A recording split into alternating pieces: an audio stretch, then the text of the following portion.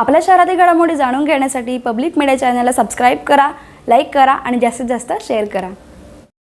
बदलापुरात उल्हास नदीच्या तीरावर छत्रपती शिवाजी महाराजांच्या अश्वारूढ पुतळ्याचं अनावरण मुख्यमंत्री देवेंद्र फडणवीस यांच्या हस्ते करण्यात आलं। यानंतर मुख्यमंत्र्यांनी सभेला संबोधित देखील केलं।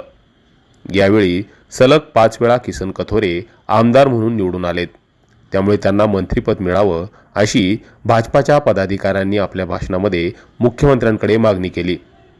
यानंतर मुख्यमंत्री देवेंद्र फडणवीस यांनी भाजप आमदार किसन कथोरे यांच्या संदर्भात आपल्या भाषणात काय वक्तव्य केलं ते पाहूयात।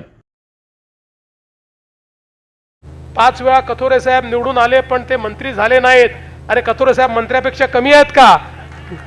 जे मंत्री करू शकत नाही ते करू शकतात आणि त्यांच्या पाठीशी प्रत्यक्ष मुख्यमंत्री उभा आहे। त्यामुळे काय चिंता करण्याचं कारण आहे? तेच मुख्यमंत्री आहेत, चिंता करू नका।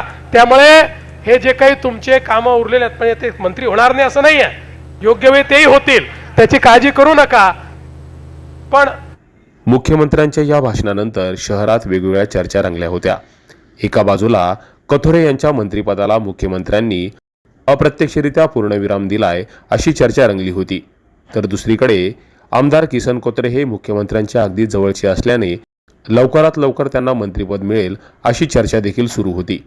एकंदरीत मुख्यमंत्र्यांनी अगदी कमी वेळात आणि व्यस्त कामकाज असताना आमदार किसन कथोरे यांच्या विनंतीला मान देऊन बदलापुरात शिवरायांच्या अश्वारूढ पुतळ्याच्या अनावरण प्रसंगी येऊन कथोरेंच्या पाठीशी आपण खंबीरपणे उभे असल्याचं सांगत कथोरेंबद्दल एक प्रकारे प्रेम असल्याचं दाखवून दिलं। Public media, Badlapur.